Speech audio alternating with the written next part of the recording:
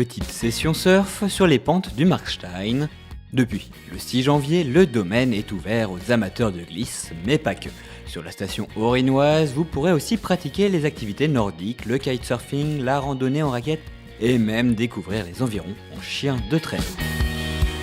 On a une station qui présente 230 mètres de dénivelé, on a 8 remontées mécaniques plus une piste de luge sur rail. On a un domaine skiable d'à peu près 60 hectares avec un bon tiers enneigé de culture, avec un enneigement de complément qui permet de pallier à certains manques. On a quand même une chance par rapport à pas mal d'autres stations, c'est qu'on a une altitude qui est élevée à l'échelle du massif. On n'a aucune piste qui est en dessous de 1000 mètres et on monte à 1267 mètres au sommet de nos pistes. Donc ce qui nous permet de nous préserver de certains redous. Après, il y a aussi des aléas, comme on est vraiment sur la crête, parfois il y a un peu plus de vent. Les redous, certains redous, quand il y a beaucoup de vent chaud, sont parfois un peu plus incisifs qu'à d'autres endroits, mais globalement, notre altitude est un atout. Accueillant jusqu'à 2000 visiteurs par jour lors des pics de fréquentation, la station sait jouer de ses nombreux atouts, tant auprès des skieurs confirmés que des débutants. Le Markstein a une réputation de station sportive, mais c'est également un très très beau domaine d'initiation pour la découverte du ski et la progression sur les skis. Alors au niveau du Markstein, on a un atout essentiel, c'est l'espace initiation. Donc c'est parmi un des plus grands des Vosges, donc on a tout de même 4 téléskis et des belles pistes bien larges pour tous les débutants. Après performance, il y a possibilité aussi puisqu'on a un stade de slalom, on est très bien équipé de ce côté-là. Mais effectivement, pour tout ce qui est débutant, même jusqu'à chez nous, facilement 3e étoile et un tout petit peu plus haut, il y a largement de quoi satisfaire tous les publics. En 2001, la station était au bord du dépôt de bilan. Le conseil départemental intervient alors pour la sauver. De nombreux investissements réalisés au titre de la politique montagne.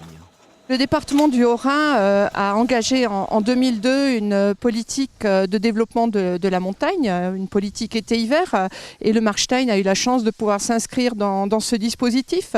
Il en a profité à peu près à hauteur de 5 millions d'euros depuis 2002, avec des investissements relativement importants depuis 2010, des travaux sur les pistes, des travaux au niveau du départ de vol libre, parce qu'il faut savoir aussi que le Markstein est un site important au niveau du vol libre, et des travaux également sur une nouvelle luge sur rail qui a remplacé un vieux bob luge complètement obsolète, et ce qu'on voit un petit peu moins, des travaux sur une nouvelle station d'épuration. Donc on est à peu près à un peu plus de 3-4 millions d'euros d'investissement ces quelques dernières années.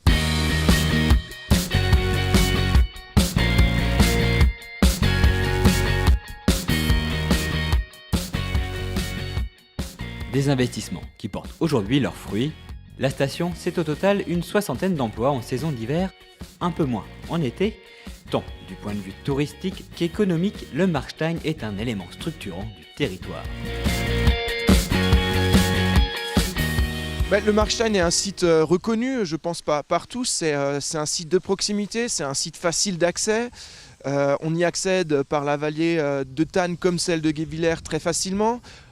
C'est un des critères les plus importants, je pense, pour faire marcher aujourd'hui le site, c'est son accessibilité. Cette station, c'est le bassin de vie de toute une clientèle de proximité, donc le grand bassin mulhousien, les vallées bien entendu, mais également une clientèle touristique. Et c'est vrai que depuis quelques années, on a quand même le massif. De par sa particularité, il n'y a pas que du ski, il y a d'autres activités. On commence à toucher une clientèle un peu plus familiale et il commence à y avoir de plus en plus de touristes à proprement parler, donc des gens qui viennent d'un peu plus loin, avec bien entendu beaucoup de personnes du Benelux. Aujourd'hui, le site fait le plein été. Comme hiver, l'objectif de développement est rempli. Reste des aménagements à réaliser pour pérenniser ce succès. Le dossier peut-être le plus important est celui de l'accueil du public sur le site, donc de revoir l'installation de la maison d'accueil, de la rénover ou de la réhabiliter. Également de voir tout ce qui est voirie et stationnement. Également au niveau du ski nordique, l'accueil du ski nordique est également difficile actuellement. Après, il s'agit de trouver les investissements à faire. Donc, je pense qu'il y a du travail sur le site du Markstein pour mettre à niveau, pour rattraper les investissements qui n'ont pas encore pu être faits. Et ensuite, l'objectif premier, c'est de satisfaire la clientèle.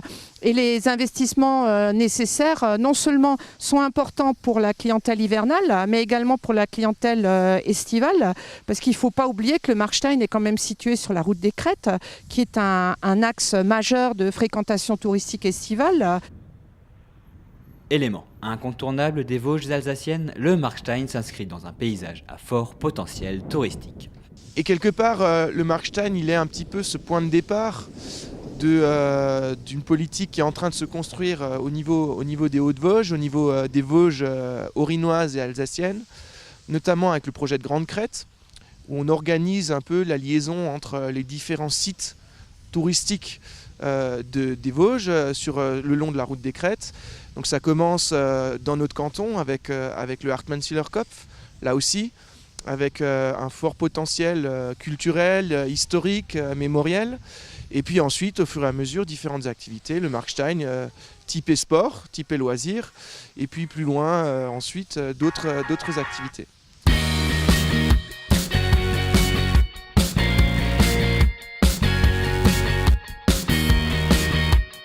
En tout cas, pour ceux qui ne pourraient plus attendre pour chausser les skis, toute l'équipe du Markstein vous donne rendez-vous sur les pistes.